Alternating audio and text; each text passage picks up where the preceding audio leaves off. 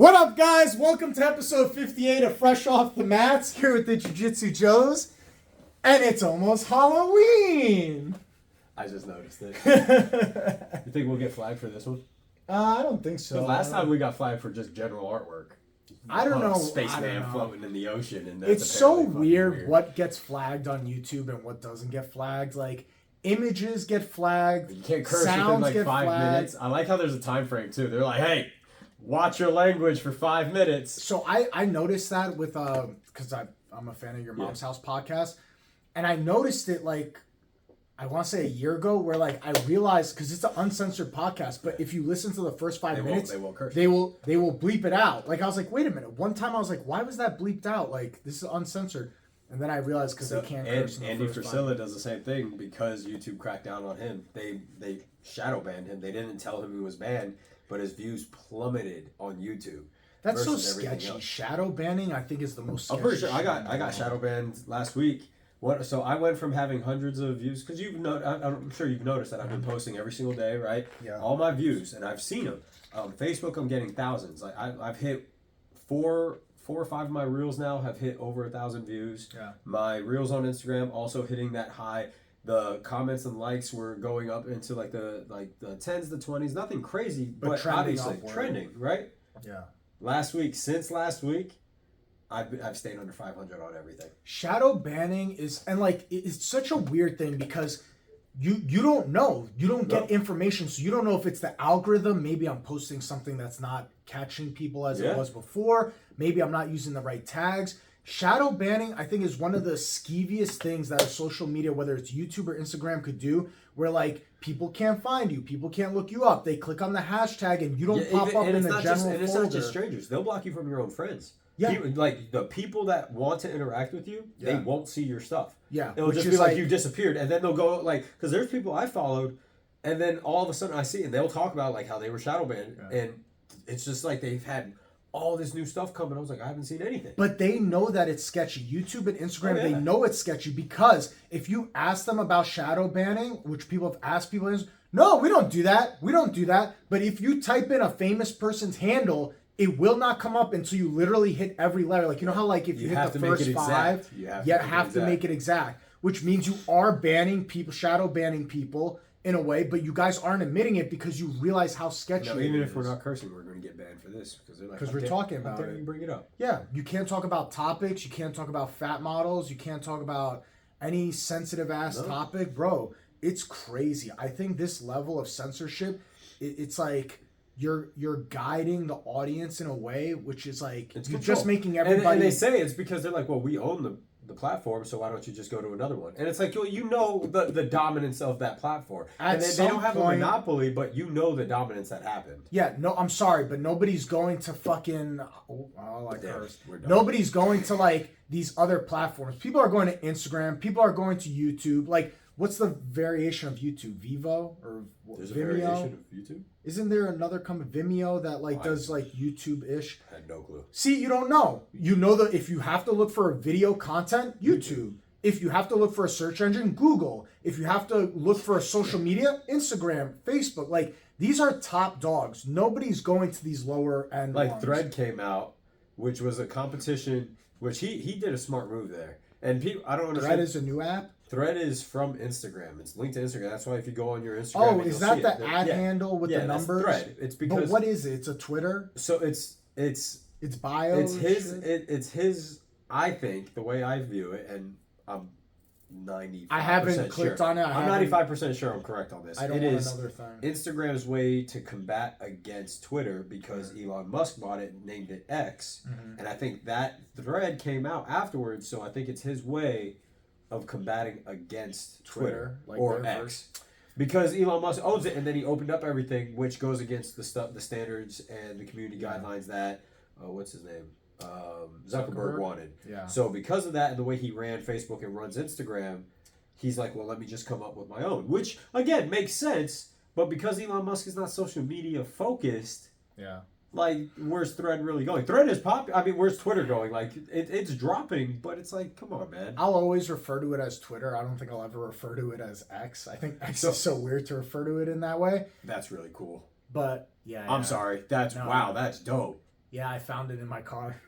That's awesome. I forgot somebody gave I'm that grabbing to me it so you guys can see what I'm talking about. That's sick, dude. Oh, shaky cam. My bad. That's really cool. Listen, people, we're not in like this top quality studio. This is awesome. Who made this? I don't know. It was a gift. I think you order them online. It's like stainless steel. Yeah, and I almost cut myself on the bottom. It feels like it's like a razor. It's very heavy. It says jiu-jitsu. It's a laser cutout, and like you're supposed to like hang your medals on it and put it on the wall. Yeah. Oh, that's sick. Oh, that's like you slide your awesome. medals on it, and like it holds everything that on there. But I didn't have a place for it because I already have a place to hang my medals in my room. So I Bree, I don't know. Oh, Breeze. Bree, I need you to get on top of making mine. She's making you one? Yeah, I asked her for my belts though. Oh, nice. Yeah, for belts. I wanted a thing since now I'm at purple. Like a belt rack? Yeah, just something to hold it. Yeah. And I told her, I was like, I want like plaques with it so that it will put my dates, because I have all my dates saved on the phone. So I was like, that's why like when you do ask people like how they don't know and they got it, like I'm like, dude, I get it if you don't know the exact day. I know the day because when I get it, I mark it in my notes. I have it exact. Yeah. But like, plus everybody takes a picture. Like That's the what I'm day you saying, get your purple belt, you you don't take know. a photo. You can't look at the date. Like, I don't know. It's so weird when people tell me they don't know the date that they got like their belt. Like, Stripes, I understand. That's a Yeah. little more hard to keep control over. Or like when people don't know the year, like when you're a year past, I can understand it kind of, but like you're telling me you don't know the month. Like the month, bro. Like mine was in May. I know it was May. Yeah. Right? I don't remember the exact date. Was it May? Oh, no. It was April because Guto left. Yeah, Guto left. It was supposed to be May, but Guto left. I think people like when Fabio says, "When did you get your belt?" Like they get like they don't want to answer like they know. Like, they want to like, I'm not ready or I don't know. They get weird. So part of me is like, yeah, I'm not like, man, obviously I just got my purple belt. I'm not ready for brown at all. It's nowhere near. But I'm not. It's 2 years from now. It's far away. But like it's I guess because of the mentality of coming jump all 4 stripes and just go straight to brown and just die every time I roll with the brown belt, like because I see some academies that like they don't respect the stripes. Their people have like 2 stripes on their blue belt and they're like, oh, you're getting promoted to purple belt today. Even though it's been 2 years, they go by the guidelines. They don't add the stripes. They just fucking jump them. So I also want the stripes because again, like I keep the belt. Because when you display it looks nice. Like I want it to show like that's my transition. I like seeing the fading. Like what I hate is the fading stripes. Like the oldest stripe. My blue belt. Yeah. So you can see how I've had to retape some, and it sucks because they're wider, but they're the older ones. But that's how you can kind of tell. So the older stripes on my blue belt are actually the newer looking ones. The way you fold the belt, go over it. You fold the belt in a way that like the stripes display. Yeah. So like the way you fold it, and then you stick it in these cases, and like it will have the belt and then the bar on and the side. And that's what I want to do, and that's why I don't get it when people don't follow it. But what I was saying is like,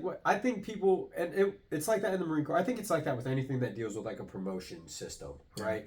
People are always going to feel like you're not ready, which is a good thing, right? I'd rather you be like that. I don't like the person who's like, I'm ready for my stripe. I'm ready for my belt. I'm like, bitch, you don't unless know. you actually like prove you are ready. But like, dude, usually you're not going to feel like it. And it's the same way that works in like the Marine Corps. Like you get it when you show the proficiency for that rank. Yeah. Right. You'll always feel and all that, but I feel like you're ready for your belt when you don't feel like you're ready for your belt. Like, well, like when I say that, I mean like you have, let's just say 4 stripes on your blue belt, right? And you're like, oh my God, I'm not ready for purple. I'm not ready for purple. You are. You are ready. I'd rather have that guy than the guy who's like, I got 2 stripes on my blue belt and I'm smashing all the purple belts. I deserve a purple belt. I might as well be a purple belt. Like, that guy's an asshole, and I don't think that guy lasts as long in the sport as opposed to a guy who's always like, because that's no, all I need chasing. to learn more. I need to practice more. I'm not ready. I'm not ready for it. Because the chase is different. Yes. They're chasing something outside of just the belt. If you're just chasing the belt, that's an issue. And that goes for, again, any job. If you're just chasing the promotion because you want that title,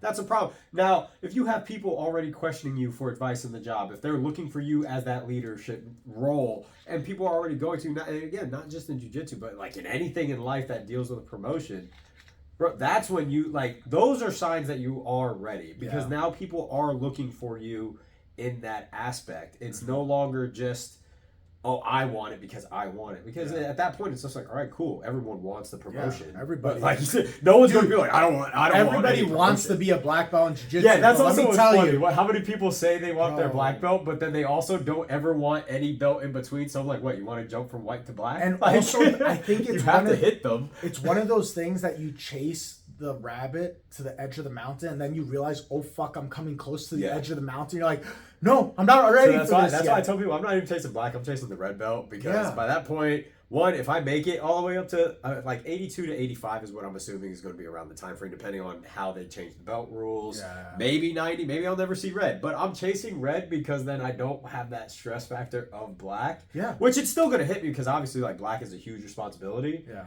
But it's like.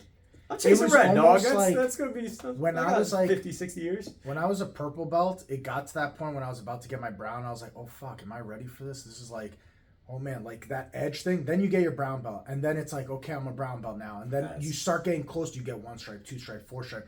And then you're like, oh, my God, I'm coming to the edge again of like, I'm about to be a black belt. And like, it's a weird thing where it's like, fuck, man, I'm about to jump off the edge right now. And listen, you can't control. It's up to your head instructor. You get your black belt.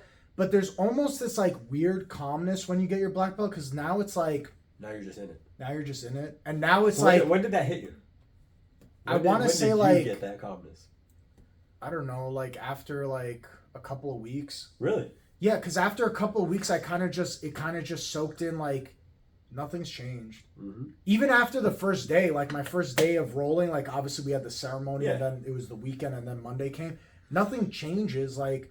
It's only the thing that's around your waist that changes. It doesn't define how many times mid-roll your belt falls off. Doesn't matter what color belt you are. Mid-roll, your belt just falls off.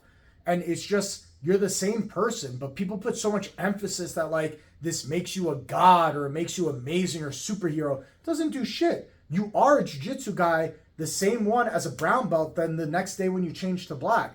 But the good thing is, like, you get your black belt and you're like, okay, like now we just start here, and which now is why it's I also like the aspect of keeping it in that martial art realm.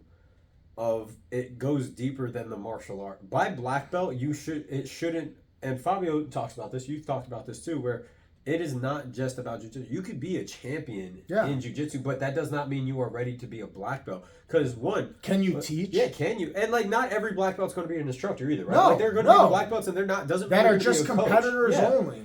But it's also that aspect, like... Can you verbally relay information? Like, can you pass on jiu-jitsu? If you had no arms and legs, right? Could I be a potato on the side of the mat and talk you through, like, Joseph, put your right hand here, grab his lapel, no, 4 fingers inside, not outside. Can you verbalize what is going on through your mind in order to pass it to the next person? That's what matters. People think it's all about medals and skill and blah, blah, blah. Let me tell you something. There's always somebody there to kick your ass. Yeah. Doesn't matter how amazing you are as a black belt. There's always some black belt who comes out of nowhere who could kick your ass. There's always some black belt people never heard of that pops up and his game just defeats your game. Yeah. Doesn't matter how top-notch you are. Trust me, there's somebody out there right now training who will beat Gordon Ryan. Now, unless Gordon Ryan and this is not a knock against Gordon Ryan. Maybe that dude is broken. He just can't afford to go into those competitions. But it's also it's not a knock against Gordon Ryan. But there is somebody alive right now training who, if Gordon Ryan, unless he retires today, at some point they're gonna cross paths. At some point he's gonna lose to him. Yeah. This is just how it works. Nobody goes undefeated in this thing. It's impossible. No. Even Helio Gracie had losses. It doesn't work that way. So like, I don't know. People, again, you could put all the emphasis and I'm number 1 ranked here and I'm number 3 ranked here and all this bullshit.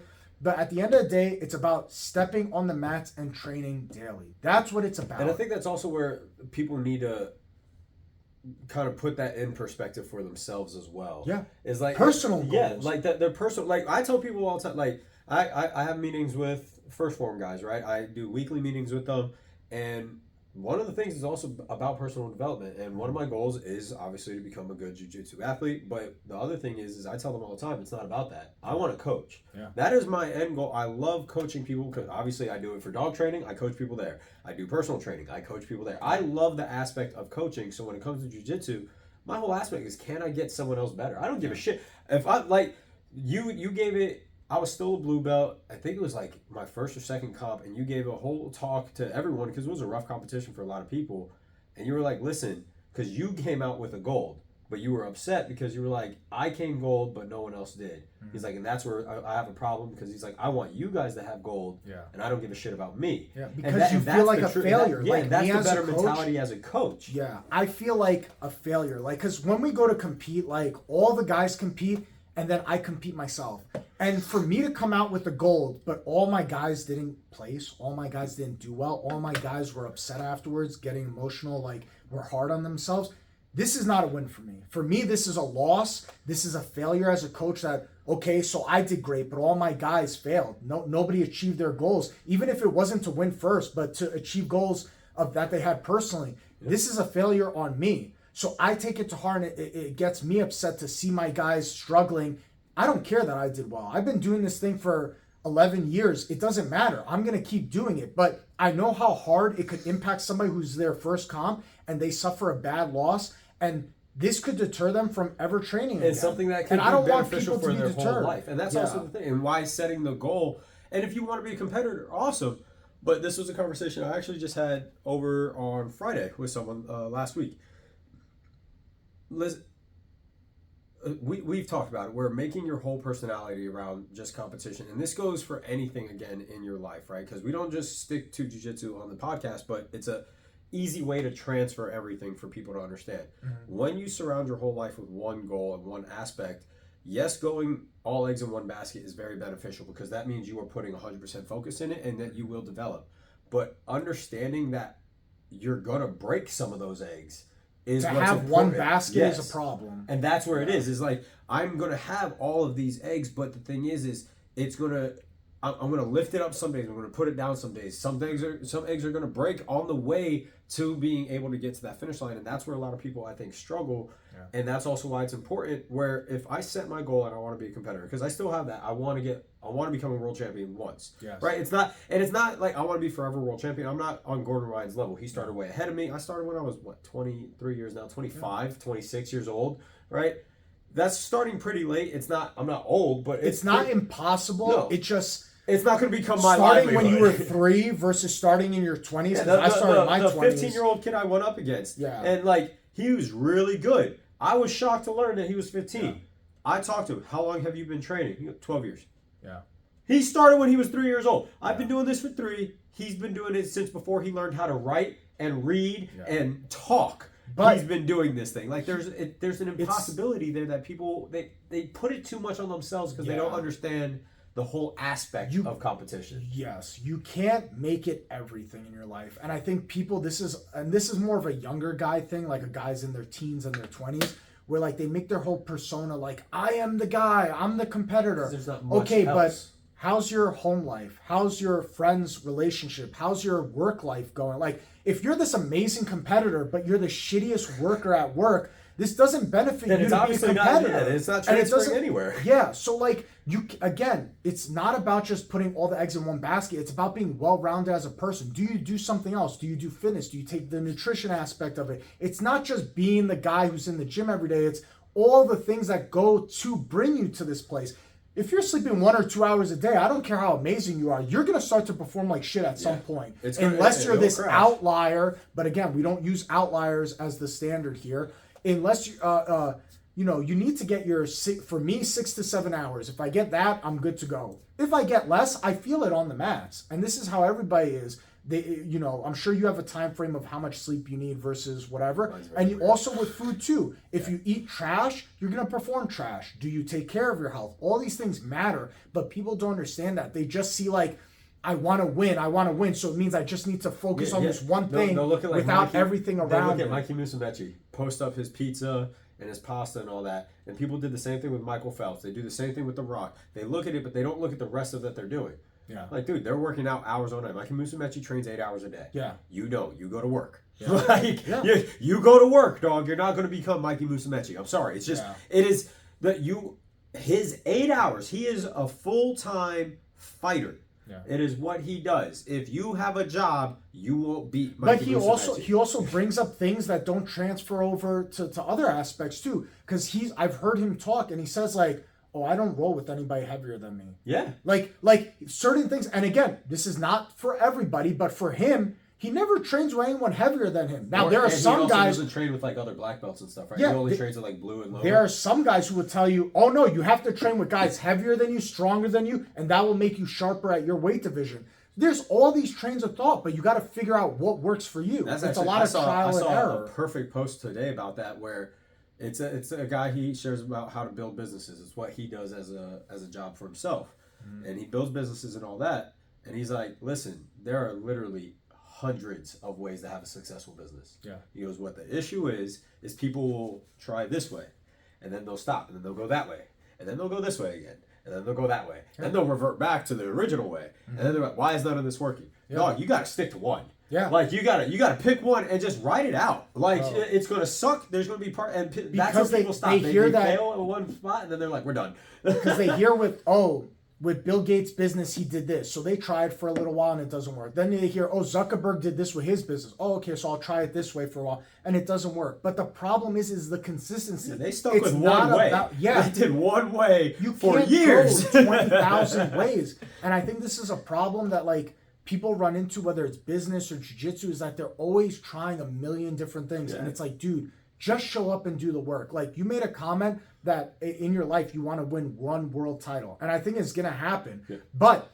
here's the thing. Like, people always ask, like, what my goal is. And I always say it's the same thing as your goal. My goal is to do this for the rest of my life and hopefully one day see a red belt. If someone came to me tomorrow and said, hey, you'll win a world championship this year, but after that, no more jiu-jitsu. Like, after that, like, if you had this, like, hey, you want the world championship? You could win it this year. But after that, you're done with jiu-jitsu. No.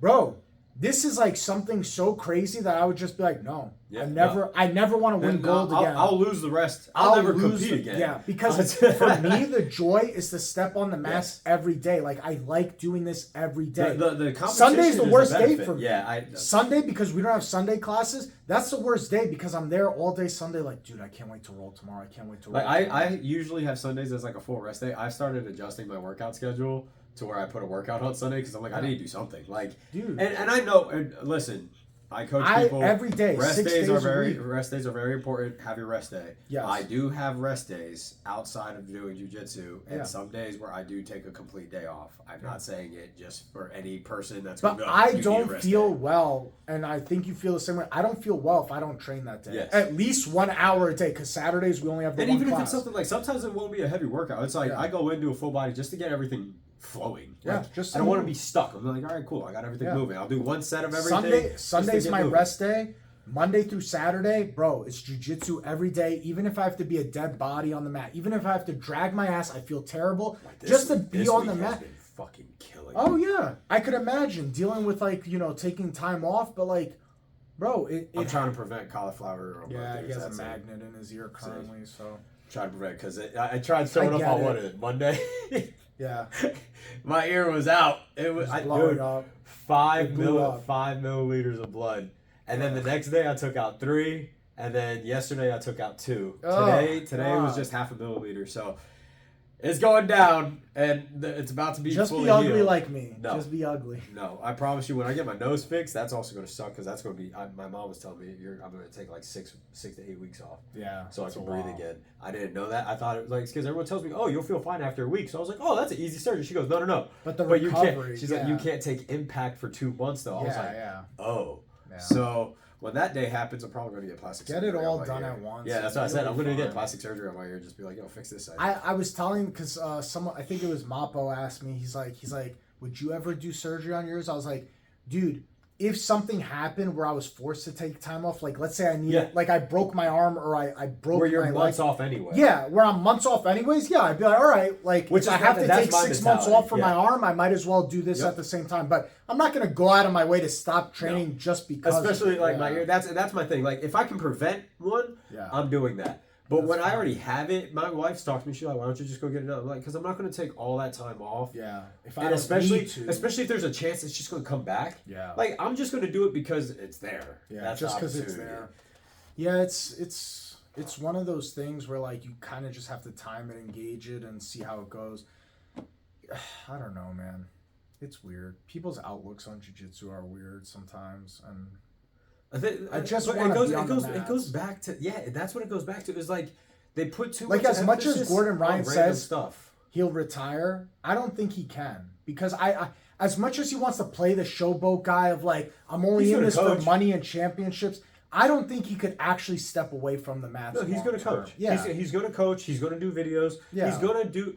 Like, dude, you can't. Like, if you gave him the option that we just talked about, like, you could win one more world title, but you can never step on the mats again after that. I don't think he would take it. No. I think he would be like, you know what? I don't care if I ever win again. No, there's really a love for this thing that goes way beyond, like, if you're not on there every day, if you're not on the mats every day, maybe you just don't love this thing. Like, because I think there are people who like it, but they don't love it. And you see it. It happens to people where they first start off, like Craig.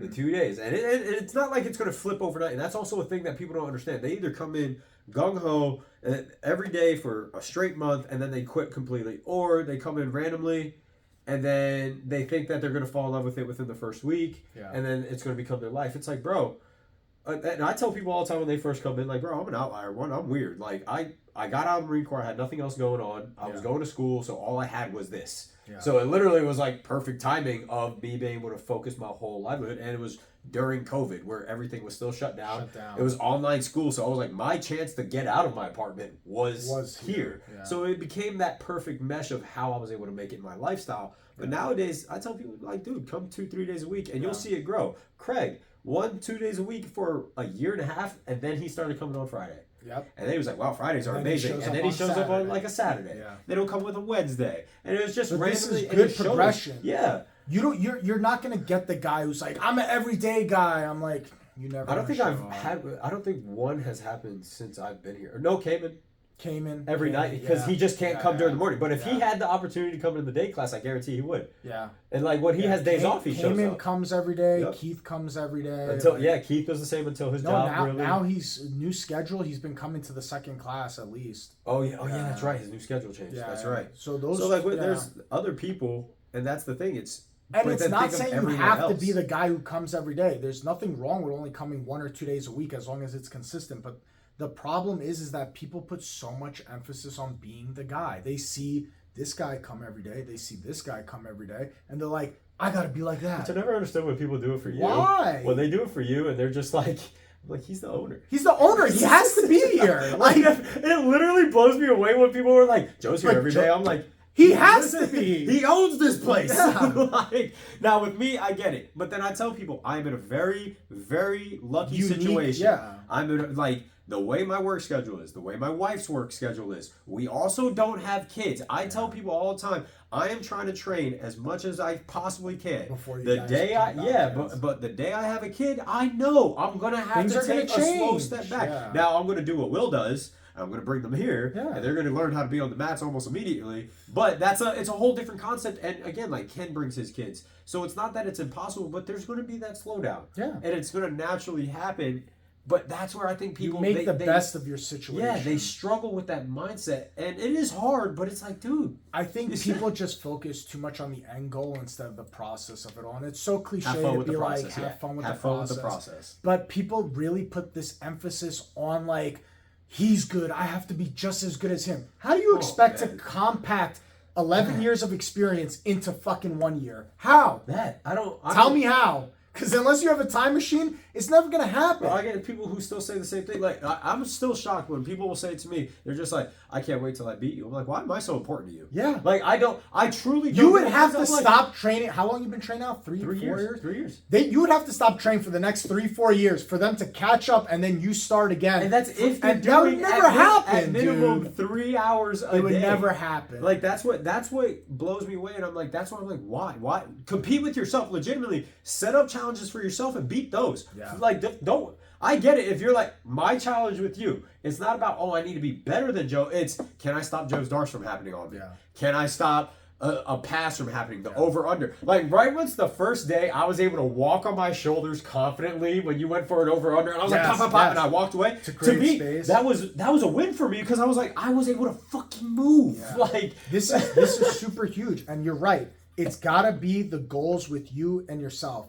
The two pieces of advice I could give people to jiu-jitsu who are getting frustrated and they're early on in their white and blue belts is, A, your goals matter to you. That should be number one, is focus on yourself and focus on, okay, am I doing my arm bars better daily? Am I doing my drills better daily? Am I better than me last week, last month, last year? Am I better than me? That's number one. Number two, be colorblind to your belt. Because if you put so much emphasis on, I need that blue belt, I need that blue belt, I need that purple belt, I need that brown belt, I need that black belt. You're going to be upset when they realize that thing doesn't have magic in it. Forget it. I've seen blue belts tap brown belts. It doesn't mean anything. All it does is represent how much time you have in. Especially like if you go through a funk, man. Like, I reached out just because I had to take days off. I've been tapped by blue belts and fucking purple belts as a black belt. It happens. You're gonna run into these. I'm not impenetrable. No one's Teflon Don here. And people don't.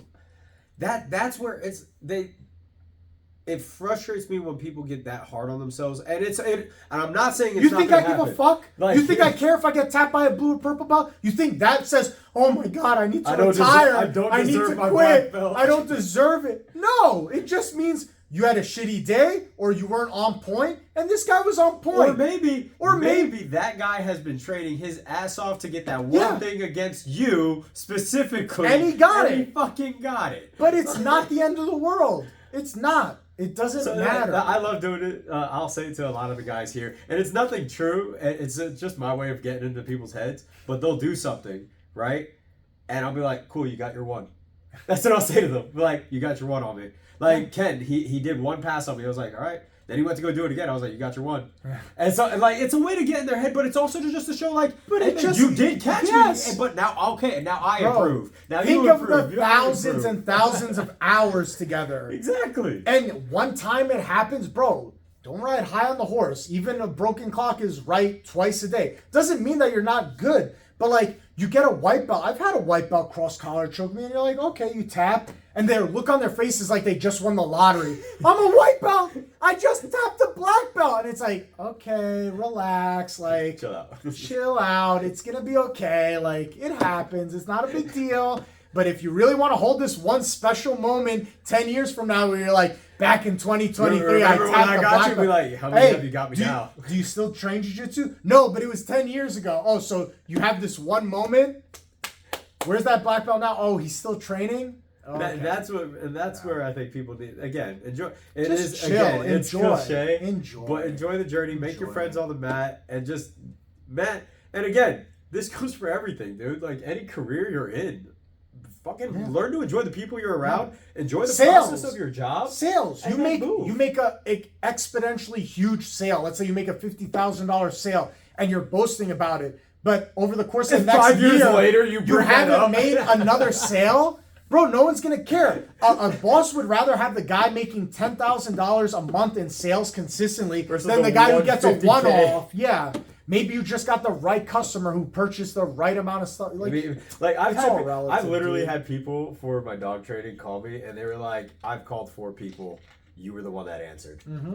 And that's why they went to me. It's not that I did any special sale technique. Nope. I didn't do anything. You were consistent to pick up your phone. That's it. I answered my phone, and I responded to their texts when they had questions. I didn't do anything else. Literally nothing special. I beat out 4 other companies because of something so simple. So it's simple. And I don't hold that. All I know is, all right, well, my next client, I answer my phone. Yeah. The next time I get a phone call, I answer my phone. Yeah. It's nothing special. I am consistently going to answer my phone. It doesn't make them any less of trainers or any more of it doesn't mean anything. All it is, sometimes in the universe, you know how it is. Sometimes it's just fucking luck. And the thing is, it's just luck or bad luck. Because they try to say something like, I can't believe all these trainers. I was like, maybe they were working with another client. I even gave them the benefit of that. I was like, because if I was working with a client, I wasn't going to answer. I do it all the time to other gyms. I do it all the time where I'm like, hey man, like, try us for a week, but like, go try other gyms. There's plenty of good gyms. Always might like their vibe better, and it's the same thing with everything we do. But then you hear of some gyms that are like, bro, they're like, don't go to this gym. Don't go to. That's a red flag. To me, that's a red flag, bro. There's a reason why we offer a free week. It used to be a free month, but that got a little too crazy to keep. We used to offer a free month to people, but it got too crazy to keep track of. We offer a free week. Hey, man, come try us out. Trial class. Try us out for a week as much as you want. You could come to day class, night class. I hope I see you at all 16, 17 classes during the week. Try us as much as you want. But in that time, you should go check out other gyms because there's plenty of good gyms. They might have a class that works better for your schedule. I always tell people to do that. But, you know, I don't know. I think that's when you're confident in your product. You don't care to like recommend other people. Bro, there's hundreds of people. There's 1,000 ways to skin a cat.